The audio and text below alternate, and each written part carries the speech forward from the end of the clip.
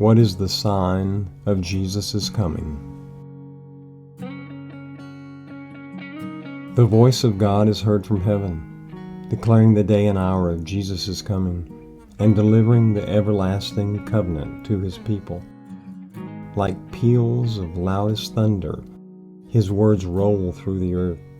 The Israel of God stand listening, with their eyes fixed upward. Their countenances are lighted up with his glory, and shine as did the face of Moses when he came down from Sinai. The wicked cannot look upon them.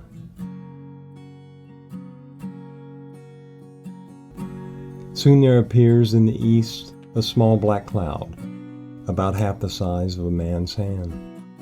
It is the cloud which surrounds the Savior, and which seems in the distance to be shrouded in darkness.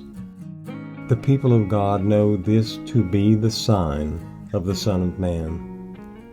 In solemn silence, they gaze upon it as it draws near the earth, becoming lighter and more glorious until it is a great white cloud, its base a glory like consuming fire, and above it the rainbow of the covenant.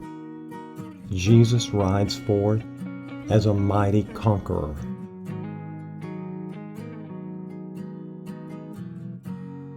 Jesus' second advent will bear the marks of his first advent.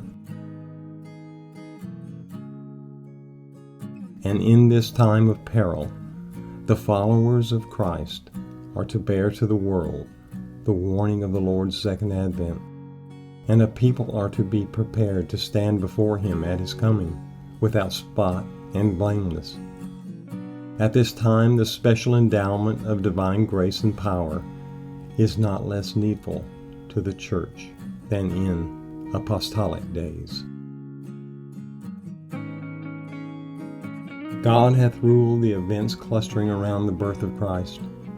There was an appointed time for him to appear in the form of humanity.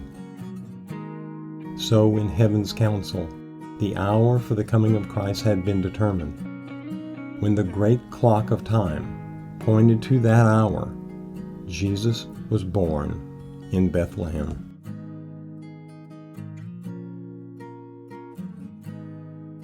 Come on now. The great clock of time is a reference to God's calendar, and God used this calendar to set the event of Jesus' birth.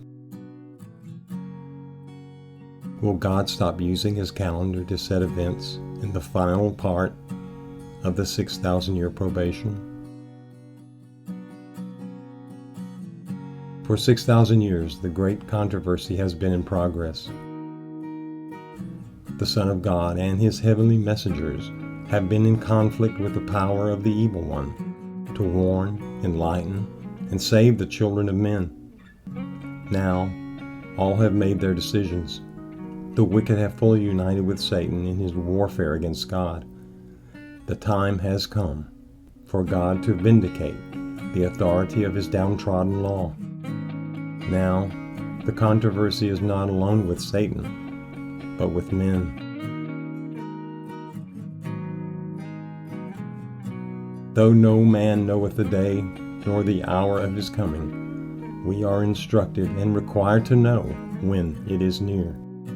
We are further taught that to disregard this warning and refuse or neglect to know when his advent is near will be as fatal for us as it was for those who lived in the days of Noah, not knowing when the flood was coming. We live in God's universe. He controls the events from the beginning of the great controversy to its end.